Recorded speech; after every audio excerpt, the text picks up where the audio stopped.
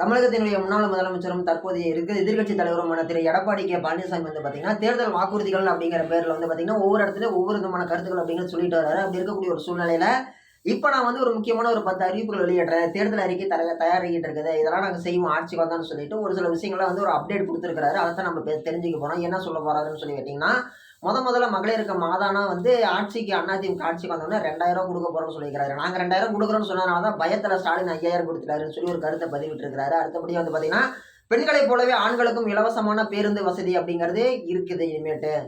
அதிமுக ஆட்சிக்கு வந்தோடனே ஆண்களுக்கும் இனிமேல் ஃப்ரீ பஸ். டிரைவர் கண்டக்டருக்கு மட்டும் தான் சம்பளம் அப்படின்னு சொல்லி ஒரு கருத்து பதிவிட்டிருக்கிறாரு. அது மட்டும் இல்லாம ஏழைகளுக்கு வீடு இல்லாத ஏழைகளுக்கு அவங்களே நிலம் வாங்கி கொடுத்து அவங்களே கான்கிரீட் வீடு கட்டி கொடுப்பாங்களாம். அதாவது அதிமுக தலைமையிலான அரசு வீடு நிலமற்ற ஏழைகளுக்கு நிலம் வாங்கி கொடுத்து வீடு கட்டி கொடுப்போம் அப்படின்னு சொல்லியிருக்கிறாங்க. அது மட்டும் இல்லாம ஏற்கனவே மகாத்மா காந்தி ஊரக வேலைவாய்ப்பு திட்டம் அப்படிங்கிறது 100 நாள்ல இருந்து மோடி வந்து 125 நாளா மாத்திருக்கிறாரு.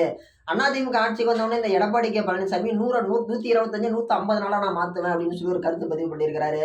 அது மட்டும் இல்லாம இன்னைக்கு டவுனுக்கு வேலைக்கு போயிட்டு நிறைய பேருக்கு வந்து பாத்தீங்கன்னா டூ வீலர் இல்லாம சிரமப்படுறாங்க. தமிழ்நாடு முழுக்க 8 கோடி பேர் இருக்கிறீங்க.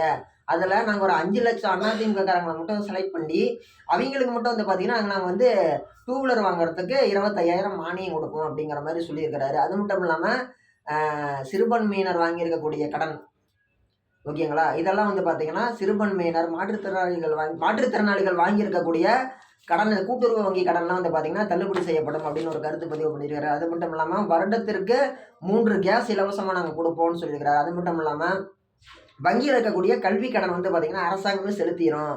நீங்க வந்து கல்வி கடன் கட்ட தேவையில்ல அப்படின்னு சொல்லி கல்விக்கான கடன் சலுகைகள்லாம் கொடுத்துருக்கிறாரு. அது மட்டும் இல்லாம புதுசா ஆட்டோ வாங்கணும்னு ஆசைப்படுறவங்கலாம் வந்து பாத்தீங்கன்னா 75,000 நாங்க மானியம் கொடுப்போம். நாங்க வந்து கொடுக்குற காசுல நீங்க அழகா ஆட்டோ வாங்கி ஓட்டிக்கலாம்னு சொல்லி ஒரு கருத்து பதிவிட்டிருக்கிறாரு. அது மட்டும் இல்லாம அந்த திமுக ஆட்சி வந்து ரொம்ப மோசமா பண்றாங்க. பொங்கல் ஆனா வேட்டி சேலையே கொடுக்க மாட்டேங்கிறாங்க. நாங்க வந்து உங்களுக்கு மறுபடியும் பொங்கல் ஆனா வேட்டி சேலை கொடுப்போம். அந்த வேட்டி சேலை வந்து தரமானதா இருக்கும். நீங்க வந்து பொங்கலை சந்தோஷமா கொண்டாடுறதுக்கு நாங்க வேட்டி சேலை கொடுப்போம். தீபாவளி ஆனா பட்டு புடவை கொடுப்போம். அனைத்து ரேஷன் கார்டுகளுக்கும் தீபாவளி ஆனா பட்டு புடவை கொடுப்போம். அது மட்டும் கிடையாது, தரமான பொங்கல் பரிசு அப்படிங்கிறத நாங்க உங்களுக்கு கொடுப்போம் அப்படின்னு சொல்லியிருக்கிறாரு. திரு எடப்பாடி கே பழனிசாமி ஐயா வந்து பாத்தீங்கன்னா தமிழகத்தினுடைய முன்னாள் முதலமைச்சர், தற்போதைய எதிர்க்கட்சி தலைவர், தமிழகத்தினுடைய நாளைய முதல்வர் ஆகிறதுக்கு ரொம்ப ஆசைப்படுறாரு. அவர் தான் வந்து பாத்தீங்கன்னா இத்தகைய கருத்துக்களை தெரிவிச்சிருக்கிறாரு.